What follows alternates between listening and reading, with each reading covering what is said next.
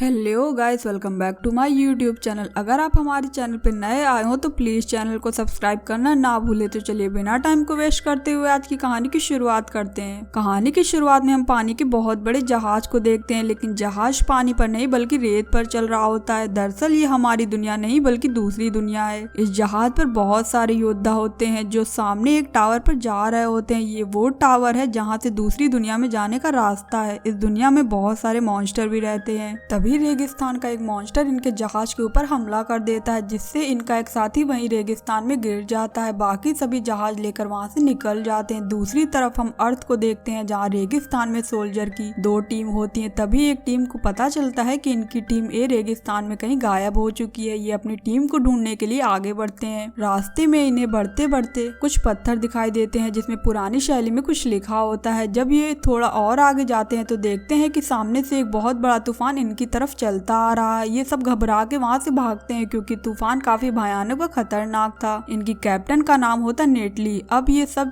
तूफान की चपेट में आ जाते हैं। तूफान इतना ज्यादा खतरनाक होता है कि इनकी गाड़ियों को भी उड़ा देता है। जब तूफान शांत होता है तब ये देखते हैं कि ये लोग दूसरी दुनिया में आ गए हैं, जहाँ इन्हें इनकी टीम ए भी मिल जाती है, जिन्हें किसी ने बड़ी बेरहमी से मार दिया होता है। हैरानी की बात तो ये होती है कि यहाँ कोई लड़ाई झगड़ा नहीं होता, सिर्फ गोलियां चली होती हैं। अब ये लोग अपनी गाड़ी से आगे बढ़ते हैं। तभी हम उस वॉरियर को देखते हैं जो कहानी की शुरुआत में यही रेगिस्तान में गिर गया था। वो इन्हें देख लेता है। ये गाड़ियों से लगातार स्केलेटिंग के बने रास्ते की तरफ बढ़ रहे होते हैं। इससे पहले ये रास्ते में आगे बढ़ते वॉरियर इन्हें तीर चलाकर आगाह करता है, जिसे नेटली समझ जाती है। ये सब यहाँ से भागते हैं, लेकिन वो मॉन्स्टर जो रेत के अंदर था इन पर हमला कर देता है। वो नेटली के एक साथी को भी मार देता है। यहाँ पर वॉरियर इनकी मदद करता है जो इसी दुनिया का है। वो मॉन्स्टर को डिस्ट्रैक्ट करता है। भागते हुए नेटली के साथी एक चट्टान के अंदर आ जाते हैं, लेकिन वो मॉन्स्टर उनका पीछा नहीं छोड़ता। वो लगातार उन पर हमला करता है, लेकिन थोड़ी देर बाद वो वहां से चला जाता है। लेकिन हम देखते हैं कि थोड़ी देर बाद वहां स्पाइडर मॉन्स्टर आ जाते हैं। वो नेटली पर हमला करके उसे बेहोश कर देते हैं। सबको लगता है कि नेटली मारी गई। वो सब अपनी जान बचाकर मॉन्स्टर पर हमला करते हुए वहां से भागते हैं, लेकिन मॉन्स्टर उन सबको भी मार देता है। तभी हम नेटली को देखते हैं जो अभी भी जिंदा होती है। वो स्पाइडर के जाल से खुद को आजाद करती है। तभी वहाँ स्पाइडर मॉन्स्टर भी आ जाता है जो उसे निगल लेता है और उस जगह पे उगल देता है जहाँ उसके अंडे हैं। नेटली को वहाँ अपना एक साथी भी मिलता है जिसे लेकर वो वहाँ से निकलना चाहती है। उसके साथी पर मकड़ी के जहर का असर बहुत ज्यादा हो चुका था, इसीलिए वो नेटली से कहता है कि यहाँ से जाओ। कैप्टन नेटली अकेले ही ऊपर की तरफ बढ़ना शुरू कर देती है। उसके साथी की भी मृत्यु हो जाती है। अभी भी उसके पीछे स्पाइडर मॉन्स्टर पड़े थे। किसी तरह कैप्टन नेटली वहाँ से बाहर आ जाती है। स्पाइडर बाहर तो आना चाहते हैं, लेकिन धूप की वजह से वो बाहर नहीं आ पाते। इसके बाद कैप्टन नेटली यहाँ के सबसे ऊंची जगह पे जाती है। वो देखती है कि चारों तरफ रेगिस्तान के अलावा कुछ भी नहीं है। वो वहाँ पड़े हुए पत्थर को रेगिस्तान के ऊपर फेंकती है। तभी रेत के अंदर जो मॉन्स्टर होता है वो बाहर निकल आता है। इन्हीं रास्तों में आगे बढ़ते हुए वो एक जगह पे पहुंचती है जहाँ उसे वो जहाज दिखता है जो इस कहानी की शुरुआत में दिखाया गया था। अब उसे खाने पीने के लिए कुछ चीज चाहिए, इसीलिए वो जहाज के ऊपर चढ़ जाती है। तभी हंटर उस पर हमला कर देता है। ये वही हंटर होता है जो स्टोरी के स्टार्टिंग में जहाज से गिर गया था। इसके बाद नेटली और हंटर के बीच फाइट होती है, लेकिन किसी तरह वो नेटली को बंदी बनाकर उस जगह ले जाता है जहाँ वो रहता है। ये जगह दिन और रात दोनों में मॉन्स्टर से सेफ होती है। हंटर नेटली को छोड़कर बाहर जाता है ताकि वो यहाँ से बाहर जाने के रास्ते को देख सके। जब वो वापस आता है तो देखता है कि नेटली वहाँ नहीं है। तभी नेटली पीछे से उस पर हमला कर देती है। इसके बाद इनके बीच में फाइट होती है। फाइट करते करते ये दोनों बाहर आ जाते हैं। तभी हंटर का पैर स्लिप हो जाता है। वो नीचे गिरने लगता है। वो उस होल के अंदर जाने वाला होता है जहाँ मॉन्स्टर स्पाइडर रहती हैं, लेकिन तभी नेटली हंटर को ऊपर खींचकर उसकी जान बचा लेती है। इसके बाद वो हंटर को खाने के लिए चॉकलेट देती है और हंटर भी उसे पीने के लिए पानी देता है। ये दोनों इशारों में कम्युनिकेट कर रहे होते हैं क्योंकि इन दोनों की लैंग्वेजेस अलग अलग होती हैं। नेटली हंटर को बताती है कि सामने मेरी जिप्सी है जिसके अंदर बहुत बड़े बड़े हथियार हैं। अगर एक बार हम उन हथियारों तक पहुंच जाएं तो हम उस मॉन्स्टर को मार सकते हैं। हंटर नेटली से कहता है कि तुम्हारे उन हथियारों से मॉन्स्टर का कुछ नहीं होगा। वो कहता है जमीन के अंदर जो मॉन्स्टर स्पाइडर है उसके जहर से हम उस मॉन्स्टर को मार सकते हैं, लेकिन हमें उस जहर को हासिल करना होगा। ये स्पाइडर मॉन्स्टर के लिए जाल बिछाते हैं जहाँ नेटली उसका चारा बनकर खड़ी हो जाती है। जब स्पाइडर मॉन्स्टर उसके पीछे आते हैं तो हंटर उसे ट्रैप में फंसाकर मार देता है। वो उसके डंक को तोड़कर अपने साथ ले आता है। रात में वो हंटर मॉन्स्टर स्पाइडर के डंक से जहर निकालकर हथियार बनाता है ताकि रेगिस्तान के मॉन्स्टर को मार सके। नेक्स्ट मॉर्निंग वो नेटली को ट्रेनिंग भी देता है ताकि वो भी उसके हथियार को चला सके। इसके बाद वो ट्रैप बनाकर मॉन्स्टर को बाहर निकालते हैं। वो मॉन्स्टर को बहुत बहादुरी से खत्म करने की कोशिश करते हैं। हंटर स्पाइडर के जहर से बनाया हुआ तीर मॉन्स्टर के आंख में मारता है, लेकिन फिर भी वो नहीं मरता। नेटली अपनी गन से उस पर हमला करती है और बॉम्ब से ब्लास्ट भी करती है, लेकिन तभी भी वो मॉन्स्टर जिंदा होता है। हंटर मॉन्स्टर के सर के ऊपर तलवार गाड़ देता है, लेकिन इससे पहले वो तलवार को दबाता मॉन्स्टर उसे दूर फेंक देता है और हंटर बेहोश आ जाता है। अब नेटली उसके सर पर चढ़कर बहुत बहादुरी से तलवार को उसके सर में दबा देती है, जिससे मॉन्स्टर की मृत्यु हो जाती है। हंटर बेहोश होता है, इसीलिए नेटली उसे घसीट कर रेगिस्तान के सफर में आगे ले जाती है। रास्ते में उसे होश आ जाता है। इसके बाद वो दोनों रास्ते में आगे बढ़ते हैं और एक ऐसी जगह पहुंच जाते हैं जहां पीने के लिए पानी और खाने के लिए खाना है। हंटर इस जगह के बारे में सब जानता है क्योंकि वो इसी जगह से बिलोंग करता है। रात में जब ये दोनों बैठे होते हैं तभी वहाँ आग उगलने वाला ड्रैगन आ जाता है। इससे पहले यहाँ से जान बचाकर ये लोग भागते और वो नेटली और हंटर को कुचलते वहाँ हंटर के कुछ साथी आ जाते हैं जो इन दोनों को बचा लेते हैं। हंटर के साथी में एडमिरल भी होता है जो इनका लीडर होता है। उसे पता होता है कि नेटली इनकी दुनिया की नहीं है, इसीलिए वो उसे बंदी बना लेते हैं, लेकिन नेटली एक सोल्जर होती है, इसीलिए वो बड़ी चालाकी से केस से बाहर निकल आती है। लेकिन वो फिर से एडमिरल के सामने होती है। एडमिरल उससे कहता है कि मुझे हंटर ने बताया कि तुम एक अच्छे इंसान हो। एडमिरल को अपनी भाषा बोलते देख नेटली चौंक जाती है और कहती है कि तुम्हें हमारी भाषा कैसे आती है। एडमिरल कहता है कि तुम्हारी दुनिया से कई लोग यहाँ आ चुके हैं। नेटली पूछती है लेकिन हम यहाँ कैसे आ जाते हैं। एडमिरल बताता है कि यहाँ की जो पुरानी सभ्यता थी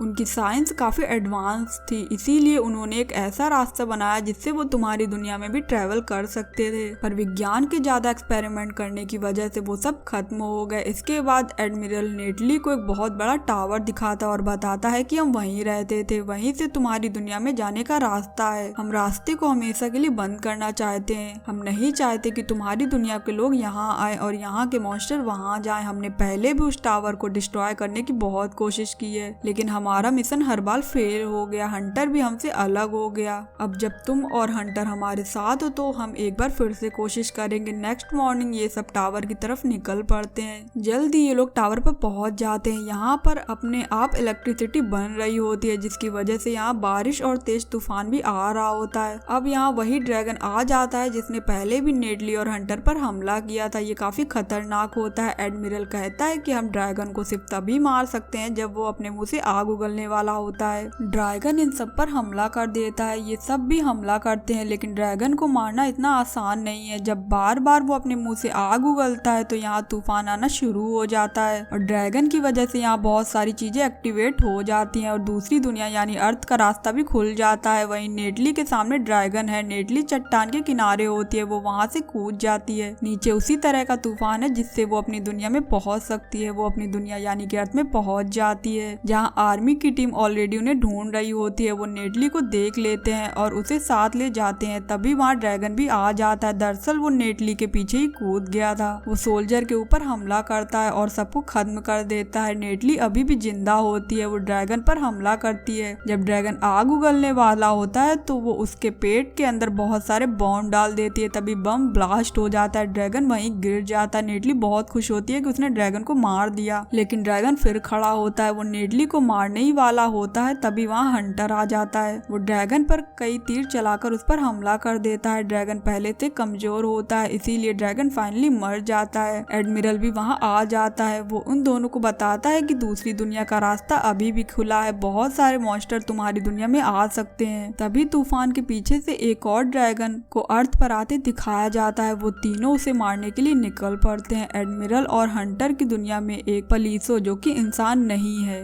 इसके बारे में दिखाया जाता है। इसी के साथ कहानी यहीं एंड होती है। स्टोरी पसंद आई तो प्लीज वीडियो को लाइक और चैनल को सब्सक्राइब करना ना भूलें।